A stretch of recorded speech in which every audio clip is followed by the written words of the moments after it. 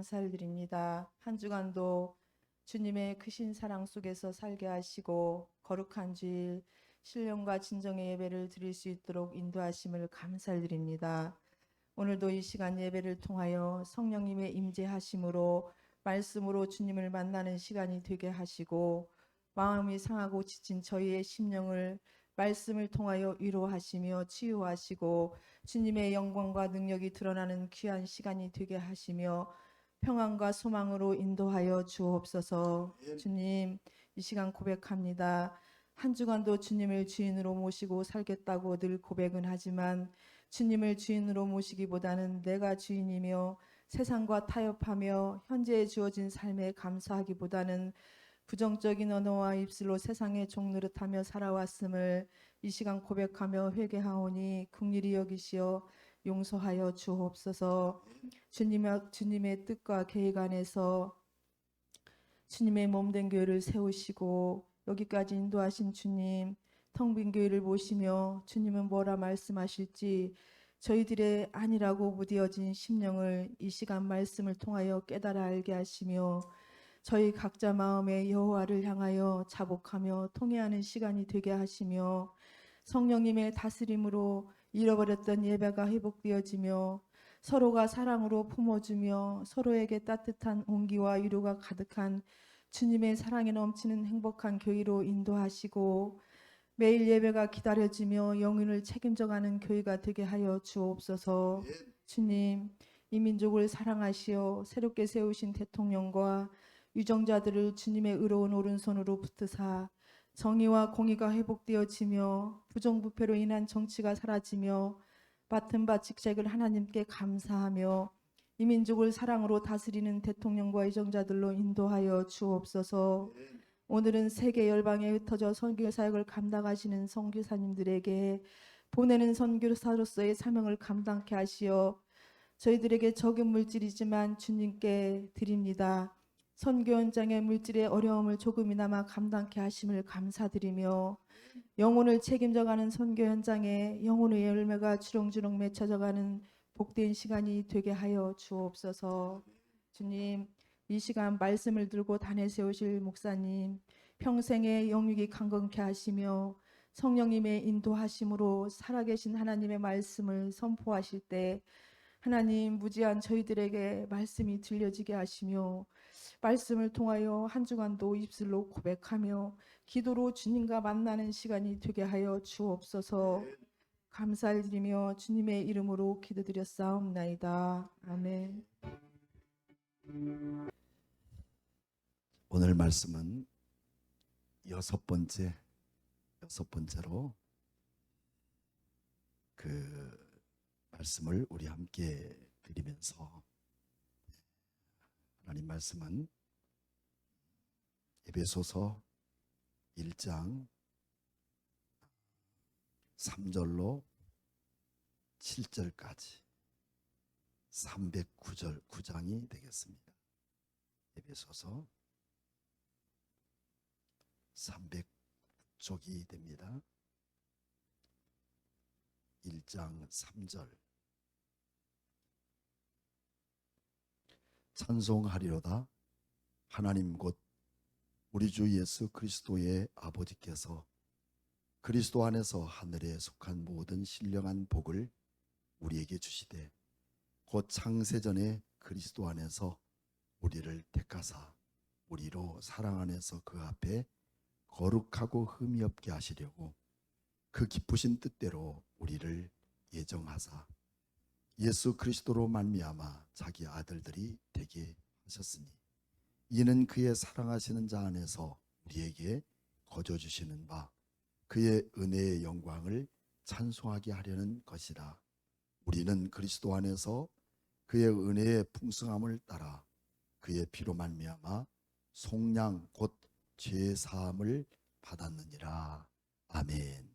우리 크게 말씀에 아멘 합시다. 아멘.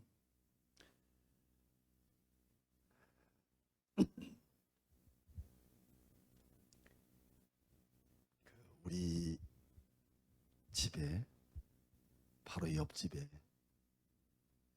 하단에다가 뽕나무 한 그루와 또 목련꽃을 심었는데 해년마다 그 가지가, 뽕나무 가지가 주책 없이 너무 나불거려서 우리 집 창문까지 침범합니다. 그래서 가지를 쳐내면서, 야, 너는 어쩌면 이렇게 못생겼냐, 차라리 어떻게 하면 좀 죽었으면 좋겠다. 그러면서 늘 생각에 남의 것이니까 내가 또 죽일 수도 없고 구멍 뚫어서 약을 좀 집어넣을까 하면서 늘 지나갈 때마다, 얘 제발 너 진짜 죽었으면 좋겠다. 작년에는 어디가 열어서 내가 따먹었거든요. 근데 놀라운 것은 신기한 일입니다. 지금까지도 잎도 안 피었어요. 그래서 가지를 꺾어보니까 그 큰 뽕나무가 다 말라버렸어요. 그래서 내가 느낀 게, 야, 우리 말의 힘이 이렇게도 크구나. 지가 뽕나무가 속상해서 죽었을까요? 뽕나무처럼 생명력이 긴 게 없습니다. 여러분, 하나님의 사람들에게는 말의 능력이 있습니다. 또 특별히 하나님의 종들에게는 마음에 품고 축복하는 그 기도대로 하나님이 축복하십니다. 아브라함을 창세기 12장 1절에 부르시고 말씀합니다. 아브라함아, 너를 축복하는 자를 내가 축복하고 네가 저주하는 자를 내가 저주하리라 하는 것처럼, 오늘 우리에게는 어떤 내 모든 입술의 열매를 하나님이 책임져 주십니다. 그래서 우리 그리스도인들에게 주어지는 입술의 특권은 뭐냐면 기도입니다.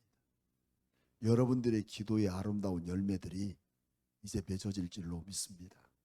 평신도도 아니고 또 이제 새신자도 아니기 때문에 우리의 삶 속에서 하나님과 영적 교제를 갖는 것은 매우 귀하고 복된 일이라고 저는 그렇게 생각합니다. 여러분, 우리나라가 미국의 F-35를 우리나라 영공을 지키기 위해서 전투기를 도입해 왔습니다. 근데 그 전투기 한 대가 얼마냐면 3천억 원이에요. 3천억 원. 계산이 안 되니까 놀라지도 않죠? 한 10억 돼야 돼. 30억 돼야 좀 놀랜데 3천억이면 놀라지도 않아요. 근데 이 전투기라도 사고가 나면 조종사가 탈출할 수 있는 기능을 만들었습니다. 그래서 사고가 비행기를 할 경우에는 그 비행기 3천억 원을 버려버리고 조종사만 살게 만듭니다. 그것은 조종사가 그만큼 돈의 가치와도 비교할 수 없을 만큼 소중하다는 부분이고, 또 인간이라고 하는 그 존엄성이 이렇게도 소중하다는 것을 말해줍니다. 사고가 나서 비행기 3천억 원을 버려도 왜 버렸느냐 묻지 않는 것입니다. 산 것으로 감사하고 만족하는 거예요. 오늘 여러분과 제가 하나님을 믿고 예수 그리스도의 자녀가 된 이 놀라운 사실은 내가 무엇을 어떻게 했느냐를 묻지 않으시고 내가 하나님의 자녀된 그 자체만 갖고 우리 하나님이 우리를 기뻐하시고 우리를 사랑하신 줄로 믿습니다. 그러기 위해서 우리 하나님이 우리를 언제 어디서 우리를 택하셨는가? 구원파 사람들은, 박옥수 요즘 많이 나옵니다마는 구원파들은 언제 어디서 며칠 날 구원받았는가를 묻습니다. 그것을 모르면 구원받았지 않는다고 그렇게 평가를 합니다. 근데 그거는 성경과 우리는 원리에서 벗어난 행위라고 우리는 그렇게 단정 지을 수밖에 없습니다. 그래서 우리 장로교 교리의 웨스트민스터 교리 제 3장에는 하나님의 작정이 무엇인가?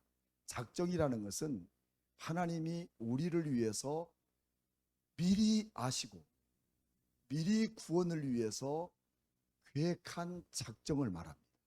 그것을 우리는 신적 작정이라고 그렇게 말합니다. 뭐라고요? 신적 작정. 하나님이 인간의 구원을 위해 작정하셨다 하는 그런 말을 합니다. 거기에서 답은 뭐라고 했느냐면 다 같이 한번 읽어볼까요? 시작. 하나님은 그의 영광을 위하여 일어날 모든 일을 영원부터 미리 정하셨다. 영원 전부터 미리 우리를 정하셨다는 겁니다. 이것이 하나님의 영광을 위해서 이미 정하신 놀라운 사건이, 그 대상이 바로 우리입니다. 하나님은 하나님과의 계약을 파괴한 타락한 자들에 대해서 하나님은 미리 아신 거예요. 아담과 하와가 하나님의 계약을 파기하고 그리고 그 계약서를 파기한 것을 하나님은 미리 아셨던 것처럼 하나님을 저버리고 타락한 인생으로 살아가는 것도 우리 하나님이 미리 아셨다. 그것을 우리는 뭐라고 말하냐면 예정하셨다, 예지하셨다, 미리 우리 주님은 아셨다 하는 말로 우리 그렇게 쓰여집니다. 자, 그렇다면 우리들을 구원하시기 위해서 창세전에 미리 작정하신 부분들을 말씀하는 부분이 오늘 본문의 말씀이 되겠습니다. 오늘 여러분과 저희가 구원받게 될 수 있는 이 놀라운 은혜는 언제부터 우리 주님이 작정하셨다고요? 창세전에 이미 우리를 위하여 작정하셨다는 부분입니다. 그래서 우리는 에베소서 4장 1절 말씀, 우리 함께 다시 한번 눈을 열어서 4절을 크게 한번 읽어보도록 하겠습니다. 시작. 곧 창세전에 그리스도 안에서 우리를 택하사 우리로 사랑 안에서 그 앞에 거룩하고 흠이 없게 하시려고 라고 말씀합니다. 자, 그림에도 다 의미가 있죠. 하나님이 하나님의 자녀들을 창세전부터 품으셨는데 하나님은 우리를 어떻게 택하셨을까? 이 택함이라고 하는 거, 이 사실은 구원받은 하나님의 자녀들을 우리 주님이 택하신 그 놀라운 사건은 언제부터? 창세전에 어디에서? 그리스도 안에서, 예수 그리스도 안에서 우리를 택하신 거예요. 하나님은 창세전부터 우리를 택함받은 백성으로 선택하시고 작정하신 것은 예수 그리스도가 중심이 되지 않고 예수 그리스도를 알지 못하고 예수 그리스도 밖에서 절대 구원의 작정은 이루어질 수 없다고 여러분 에베소 1장 4절 말씀에 선언하고 있습니다. 근데 그렇게 우리 주님께서 우리를 택하신 이유는 거룩하고 어떻게 해요? 흠이 없게 하시려고. 오늘 예수 그리스도의 놀라운 은혜로 말미암아 우리를 흠이 없게 하신 겁니다. 그러기 위해서 예수님은 거룩하게 성육신 하시고 죄 없으신 분이 죄 없는 가운데 성육신 하시고 요단강에서 세례를 받으시고 또 십자가의 죽으심으로 우리를 구원에 완성하게 하시는 그 놀라운 장본인이 누구시냐면 오늘 여러분과 제가 오직 믿고 있는 예수 그리스도입니다. 그래서 예수는 우리의 구원자시다. 그래서 예수는 그리스도라 그렇게 말합니다.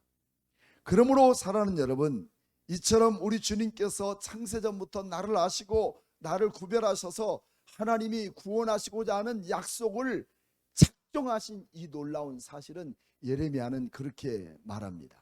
예레미야 1장 5절 말씀에는 뭐라고 말씀하면 내가 너를 모태에서 짓기 전에 너를 알았고 내가 배에서 나오기 전에 너를 성별하였고 너를 여러 나라의 선지자로 세웠노라. 하나님은 예레미야를 예레미야로 쓰시기 위해서 모태에서 나기 전부터 내가 너를 정하셨다는 겁니다. 예레미야뿐입니까? 오늘 여러분과 저도 마찬가지입니다. 내가 태어나서 내가 예수님을 붙잡고 내가 예수님을 믿고 살고자 하는 그런 의지가 아니라 이미 우리 주님께서 나를 아시고 여기까지 오게 하시고 여기에 서게 하시고 여기에서 주님과 함께 더불어 살아갈 수 있는 능력을 허락하신 것은 무엇일까요? 주님의 뿐입니다. 내 능력이겠어요? 내 공로겠어요? 내가 누구보다도 남들보다 더 열심히 신앙생활하고 남들보다 먼저 와서 교회에 봉사하고 그렇기 때문에 우리 하나님이 나를 선택한 거 아니라는 거예요. 모태에서부터 우리 주님이 나를 구별하셔서 세워 결코 결단코 지옥 갈 수 없는 사람으로 나를 만들어 놓으신 것은 우리 하나님의 작정이며 예수 그리스도의 은혜인 것을 여러분 우리는 부인할 수 없기 때문에 날마다 그 은혜 앞에 감사하며 살아가는 능력임을 믿습니다. 그래서 시편 71편 6절에서는 다윗은 그렇게 소개하고 있습니다. 내가 모태에서부터 주를 의지하여 싸우며 아멘. 나의 어머니 배에서부터 주께서 나를 선택하여 싸우니 내가 이제 항상 주님을 의지하고 내가 주님을 찬양할 것뿐입니다. 사랑하는 귀한 성도 여러분, 세상에 어려운 일을 만나고 세상에 고통받는 일을 만나고 세상에 내가 감당할 수 없는 일을 만날 그때에도 나의 도움이 어디서 올고 하니 어디서 옵니까? 천지를 지으신 여호와께서로다. 그래서 내가 주님만을 의지합니다. 내가 힘들고 어려워서 물질의 고통을 받을 때 물질을 의지하면 실패합니다. 내가 세상에서 대단한 유력자가 되기 위해서 정치인을 의지하면 망합니다. 망한 사람이 한둘이 아니죠. 하지만 어떤 유형이든지 어떤 일이든지 무슨 일을 만나든지 예수 그리스도만이 내게 생명이며 내가 예수 그리스도만이 의지할 때 우리에게 참된 소망이 있습니다. 그분이 예전부터 그분이 배에서부터 어머니의 모태에 태어나기 전부터 나를 아셨기 때문에 그분을 의지하고 찬양한다고 다윗은 그렇게 우리에게 소개하고 있는 부분입니다. 사랑하는 여러분, 그렇다면 인류의 타락을 우리 하나님은 어떻게 보고 계시는가 하는 것입니다. 이 그린 내용은 뭘까요? 예수님이 우리를 포옹하고 계시죠? 그렇습니다. 하나님은 인류의 타락을 어떻게 보셨을까? 인류를 하나님 만드실 때 하나님을 떠나 살게 만들었을까요? 아니면 하나님을 자기 멋대로 떠나 살게 만들었을까요? 여러분, 전자 아닙니까? 절대로 하나님의 사람들이 하나님을 떠나 살 수 없게 만들었어요. 그런데 왜 수많은 사람들이 하나님께 항존직을 받고도 또 교회 안에서 어려서부터 신앙생활을 잘 하다가도 교회를 등지고 여러분 하나님을 포기하고 사는 사람이 과연 무엇일까요? 대부분 그런 사람들 물으면 그런 얘기합니다. 교회에서 상처받았다. 여러분 교회 상처받았으면 다른 교회 가세요. 또 그 교회 상처받으면 또 다른 교회 가시고요. 결코 예수를 떠나면 안 됩니다. 근데 그 상처를 받았다는 이유 때문에 여기저기 돌아다니는 사람은 진짜 신앙생활 못합니다. 내가 예수 믿다가 진짜 어렵고 고달픈 일을 만나고 고통스러운 일을 만날지라도 끝까지 주님을 의지할 때 그를 붙들어 주시는 분은 누구실까요? 우리 주님이셔요. 주님이 붙드시고 주님이 우리를 반드시 그 어려움을 이긴 만큼의 상급으로 우리를 세상 가운데 참된 소망을 허락하시는 분이 누구시냐면 주님밖에 없는 거예요. 생명 있는 나무 하나도 우리의 말에 달려있듯이 내 생각까지 우리 주님 아시는 우리 주님께서 내가 주님을 향한 온전한 마음과 생각을 갖고 믿음으로 살고자 애쓰는 그 모든 것을 주님은 아십니다. 주님은 기억하십니다. 그리고 우리 하나님이 우리를 통해서 갚아주시는 이 놀라운 은혜를 우리는 우리에게 베푸십니다. 그래서 우리 인생은 결코 하나님을 떠나 살 수 있어요 없어요? 없다 하는 것입니다. 왜 하나님을 떠나서 할 수 없는가? 왜 하나님을 떠나서 할 수 없는가? 우리가 한번 성경을 찾아볼까요? 시편 139편 1절 말씀 한번 찾아봅시다. 시편 139편 1절 말씀.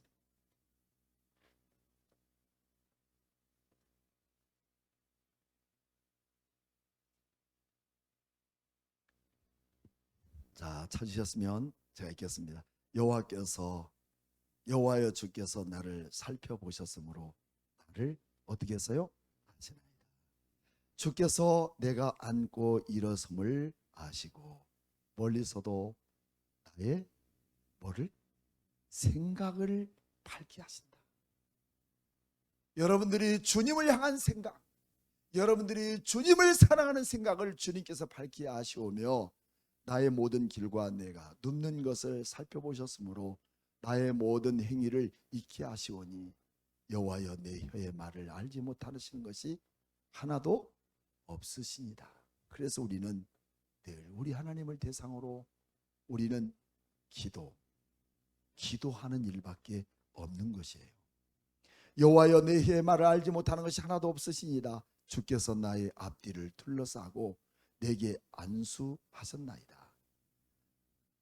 이 지식이 내게 너무 귀하고 높아서 내가 능히 미치지 못하나이다. 7절 같이 시작.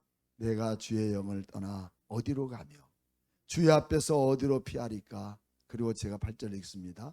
내가 하늘로 올라갈지라도 거기 계시며 스월에 내려 자리를 펼지라도 내가 거기 계시나이다. 다 같이 시작. 거기서도 주의 손이 나를 인도하시며 주의 오른손이 나를 붙드시나이다. 할렐루야. 누가 붙드세요?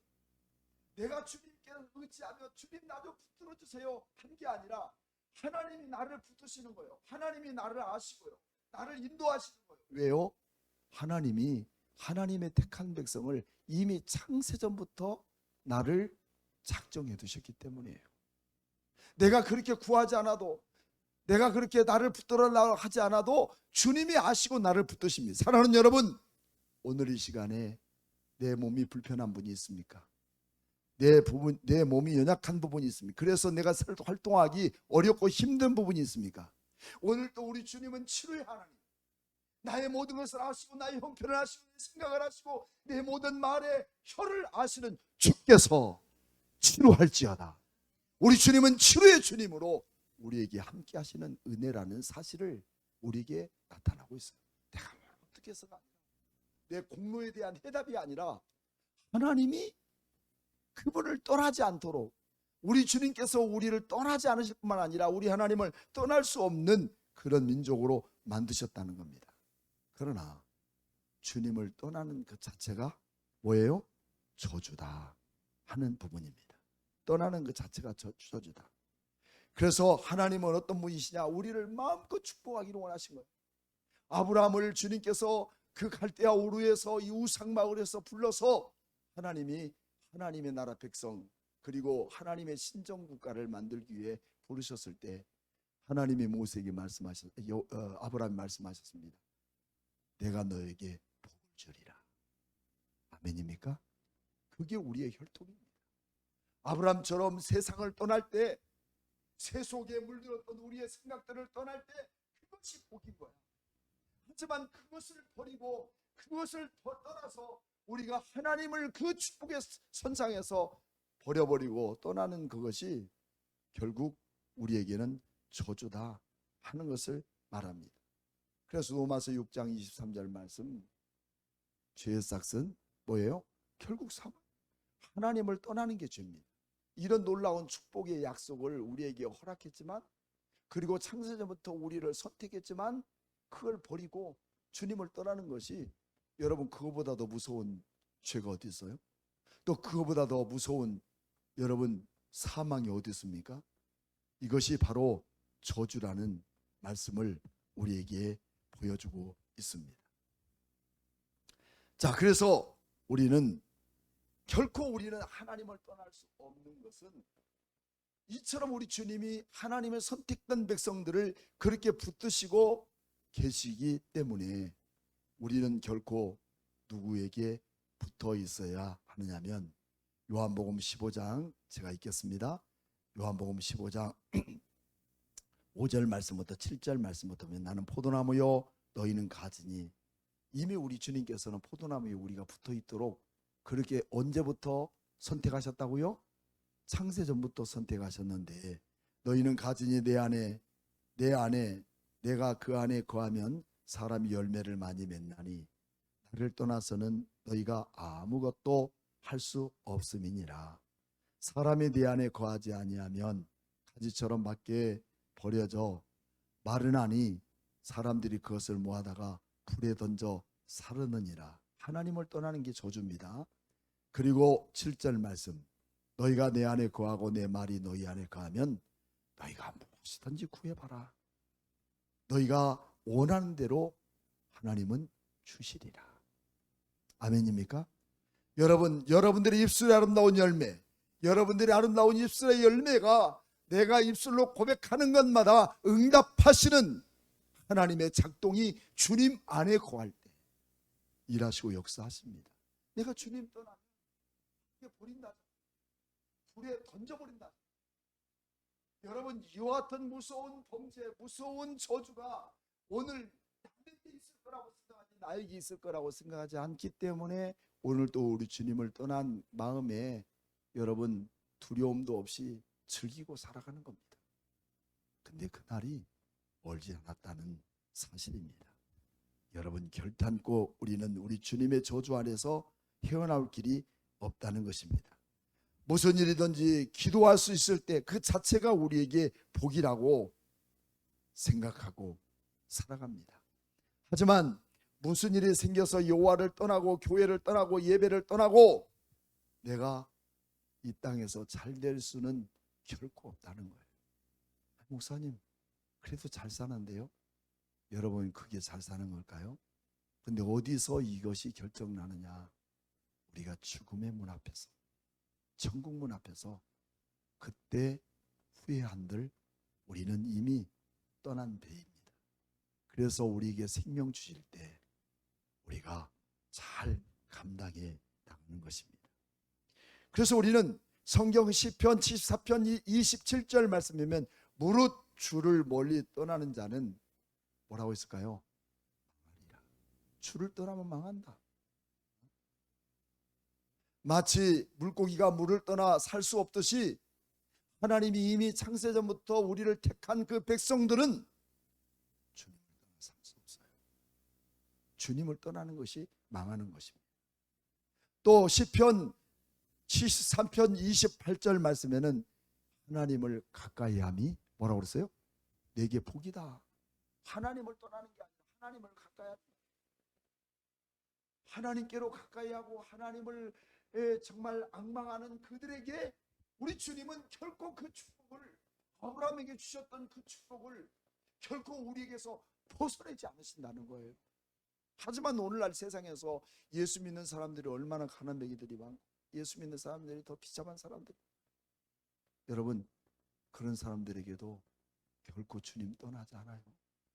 세상에 가난하고 세상에 병들고 남부럽지 않게 가진 것 없어도 여러분 결코 주님 버리지 않는 이유는 늘 우리 김태우 지사님이 얘기하지만 내가 가난하고 돈이 없지 하나님 나라 가오가 없느냐, 이런 가오를 갖기 때문에 지금 현재 없어도 그 없는 표시 안 내고요 떳떳하게 삽니다. 여러분, 우리 이런 신앙 갖기를 원합니다.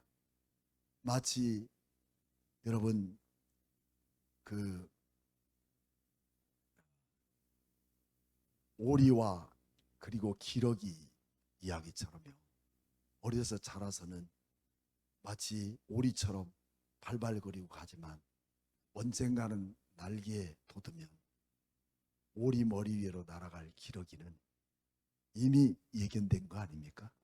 우리 그날의 꿈이 우리에게 반드시 있음을 믿습니다. 왜요? 우리 주님께서 창세전부터 우리를 작정해 두시고 내 이름을 아시고 내 이름을 기억하시고 결코 버리지 않겠다고 우리 주님이 우리를 붙드시는 그 놀라운 십자가의 보혈의 능력의 피는 그 누구도 지울 수 없고 그 누구도 그 못자국을 감출 길이 없어요. 이게 하나님의 은혜 아니겠습니까? 이런 놀라운 은혜. 그래서 또 야고보서 4장 8절 말씀에는 그런 말씀입니다. 하나님을 가까이 하라. 그리하면 내가 너희를 가까이 하리라. 주님을 멀어진 만큼, 주님과 멀어진 만큼 우리에게 다가올 것은 다른 게 없어요. 그게 성경의 논리예요. 하나님이 이처럼 창세전부터 우리를 택하신 하나님의 그 거룩한 은혜를 저버리는 것 얼마나 무서운 것이겠습니까? 마지막으로 타락한 자, 여러분 어떨까요? 어쩌면 우리는 지금도 이 땅에 살아가면서 내 만족과 내 기쁨으로 살아가지만 결국은 언젠가는 우리는 여기에 있는 그림처럼 절망과 고통에서 벗어날 수 없는 길들을 만나게 될 것입니다. 하나님의 선택되고 택하신 하나님의 자녀들에게 타락한 자들에 대하여서는 더 이상 소망이 없다는 겁니다. 미국의 법도 그렇습니다. 테러범들과는 절대 타협이 없다 하는 것처럼 하나님을 떠난 백성들은 결코 더 이상 소망이 없다는 이야기입니다. 그래서 시편 1장을 보게 되면 크게 두 가지 그림이 나옵니다. 첫째는 복 있는 사람, 두 번째는 악인에 대한 마지막. 복 있는 사람 어떻습니까? 악인들의 꾀에 쫓지 않고, 두 번째는 죄인의 길에 서지 않고, 세 번째는 오만한 자의 자리에 앉지 않고. 꾀에 빠지지 않고 길에 서지 않고 자리에 앉지 않는 그 이유는 우리를 거룩하고 흠없게 하시려고 하나님이 우리를 구별하시기 때문에, 그렇게 복 있는 사람들은 그런 자리에 빠지지 않게 합니다. 어쩌면 우리는 헛발질어서 잘못돼서 빠질 수밖에 없습니다. 근데 하나님은 뒤돌아보면 빠지지 않게 우리를 건져놔 주셨어요. 여러분, 은혜 아닙니까? 은혜 아니에요? 진짜 아멘이죠. 은혜입니다. 그러나 우리는 내가 서보고자 해도 헛발질어서 늘 빠지는 인생들, 그거는 하나님을 떠난 백성들이라는 거예요. 그것을 우리는 악한 사람이라고 그렇게 표현합니다. 그래서 여러분, 악인들은 뭐 같다고 그랬어요? 바람에 나는 겨와 같고 심판을 견디지 못하고 또 의인의 모임에 들지 못하고, 악인들의 길은 최종적으로 어떻다고요? 악인들의 길은 뭐라고 했어요? 망하리로다. 그게 시편 1편 마지막 절. 의인의 해중에 들지 못하고 결코 그들은 악인의 길은 망하리로다 라고 말하고 있습니다. 사랑하는 여러분, 우리는 이처럼 하나님을 떠나 사는 인생들, 결코 참된 복음 앞에 생명을 주시는 우리 주님과 함께 할 수 없다는 이 무서운 저주를 심판하고 있음에도 불구하고 우리는 그 하나님을 바로 따르지 못하는 그런 미련한 우리의 모습들을 우리는 보고 있다는 겁니다. 그래서 우리는 하나님의 자녀가 되는 길, 하나님의 자녀가 되는 길은 우리 하나님이 우리를 선택하기도 하셨지만, 요한복음 1장 12절 말씀 보면 영접하는 자, 우리 주님이 나를 선택한 것에 대해서 예수, 예스, 또 땡큐, 감사합니다. 또 그레이스, 주님 은혜입니다 하는 그들에게, 영접하는 자, 그 이름을 믿는 자들에게는 하나님의 뭐가 주셨어요? 자녀가 되는 권세를 주셨다. 하나님 자녀가 되는 권세를 주셨다. 이런 놀라운 자녀가 되는 권세, 이것이 하나님의 자녀된 유일한 길입니다. 우리는 여러분, 하나님의 자녀가 되는 것은 그냥 하는 게 아니라 악한 영들을 이겨나가는, 악한 질병을 이겨나가는, 악한 고통과 고난을 이겨나갈 수 있는 이 권세는 내 육신을 침노하는 일이 있을지라도 내 마음을 빼앗아갈 수는 없어요. 우리의 신앙의 본질을 빼앗아갈 수가 없어요. 그것이 우리 주님께서 우리에게 주신 권세 아닙니까? 이 권세를 누리는 여러분 되기를 축복합니다. 세상 어떤 것들로도 내 신앙의 자유를 여러분, 어떤 위험이나 적신이나 칼로서 우리에게 주어진 이 놀라운 하나님의 자녀에 대한 권세를 빼앗아갈 수 없다는 것을 우리에게 말해주고 있습니다. 그래서 오늘 우리에게는 지나간 날들의 과거, 언제부터?